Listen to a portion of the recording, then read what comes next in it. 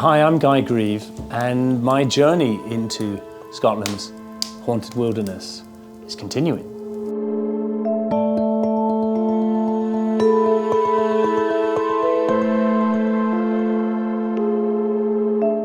I'm in Ben Alder Cottage, which is reputed to be the most haunted Bothy in Scotland. It's also reputed to be the most remote Bothy in Scotland. It's about 14 kilometres from the nearest road. Obviously no electricity, obviously no running water, obviously no signal for a mobile phone. So really it's the kind of place where no one will ever hear you scream.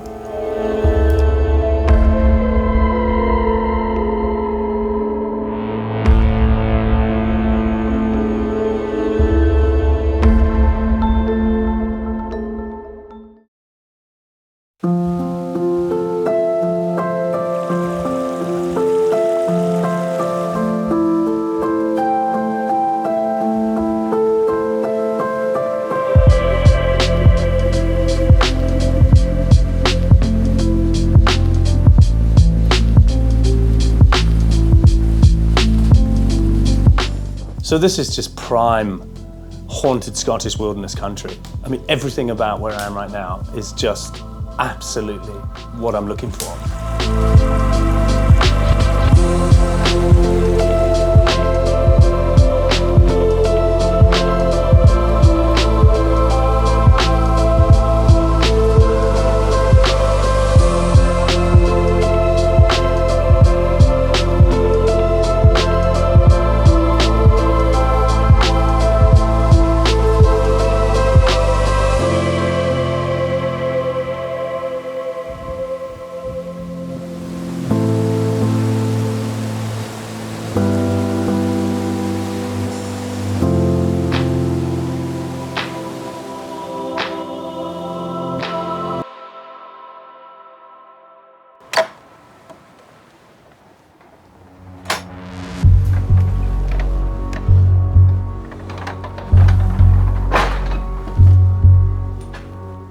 Okay, I've heard this place is thought of as one of Scotland's most haunted Bothys.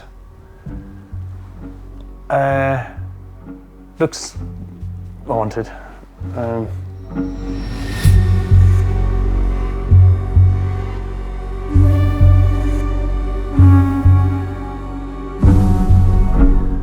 This place was built in 1871. And it had a shepherd who lived in it, it had a stalker who lived in it. The Bothy tradition of leaving little presents and stores for anyone who comes next.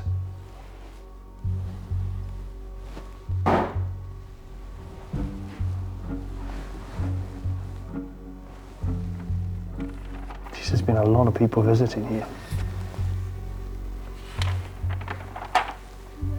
We stumbled in through the bog over the swollen, braided river, all very friendly. As soon as we saw the Bothy, we smelled fires in the woods. Had the worst nightmares of my life, dying in dreams. Okay, that's... I think I might read a few more of those later on.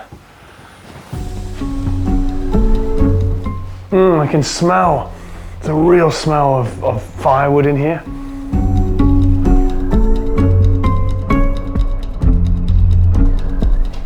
Okay, it's supposed to be haunted. It doesn't feel too bad to me. I'll just get a fire going and see what happens next. Maybe I'll read some of those comments as well.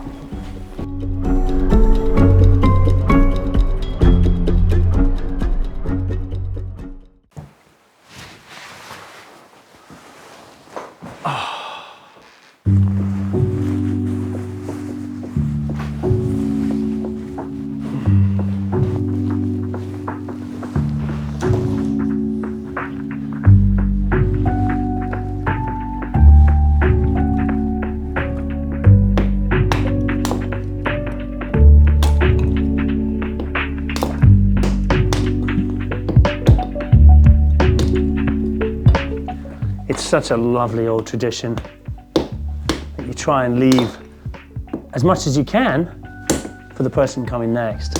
And there's just something lovely about coming in and finding a fire that's already been made by someone. Perfect.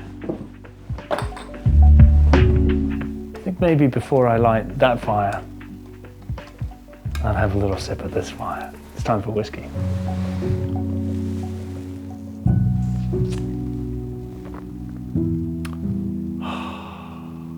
Perfect.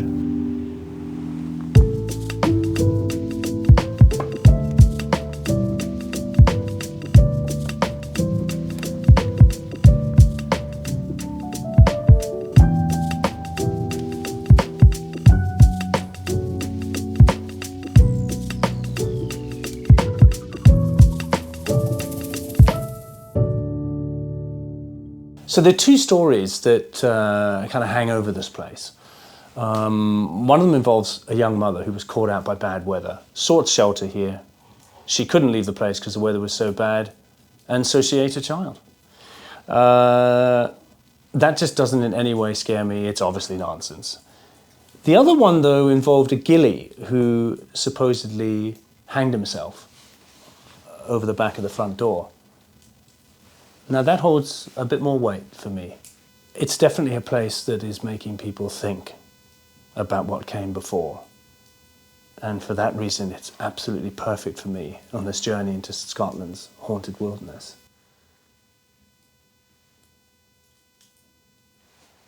These walls have been here since 1871. There's been a lot of life here.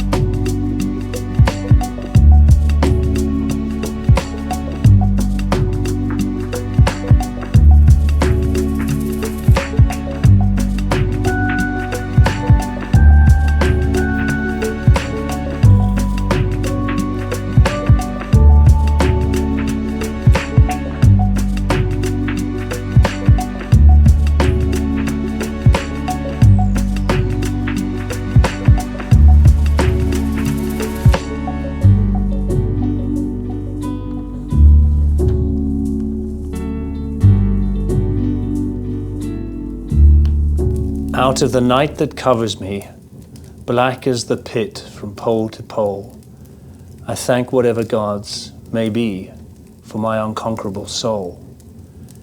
In the foul clutch of circumstance, I have not winced nor cried aloud. Under the bludgeonings of my soul, my head is bloody but unbowed. Beyond this place of wrath and tears looms but the horror of the shade, and yet the menace of the years finds me yet still unafraid. It matters not how strait the gate, how charged with punishments the scroll. I'm the master of my fate, the captain of my soul. That's a nice one. Beautiful kind of handwriting as well.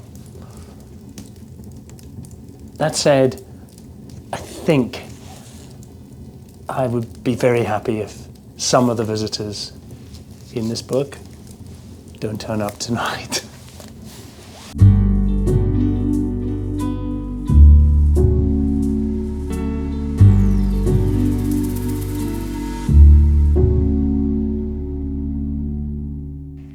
It's actually been a really relaxing night so far.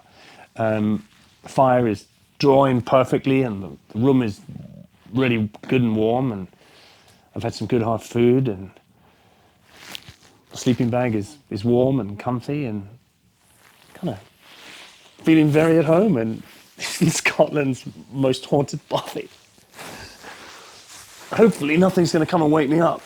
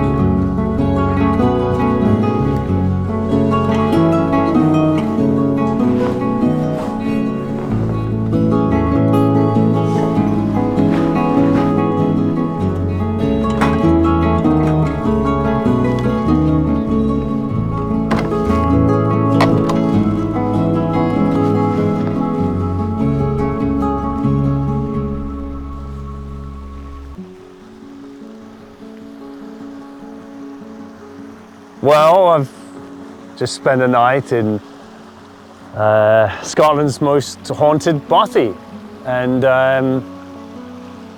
it was great. I slept really well, the fire worked, there was just nothing went wrong, and kind of feeling a bit flat. You know, I was hoping to be running out of this place at sort of 2 in the morning, screaming towards the loch, desperate for help, trying to contact people on my mobile phone. Of course, there's no signal. But instead, I just had a really easygoing, lovely night, beautiful fire, a wee sip from my hip flask, and I was away. And to tell the truth, on reflection, I think the scariest thing in that place was me.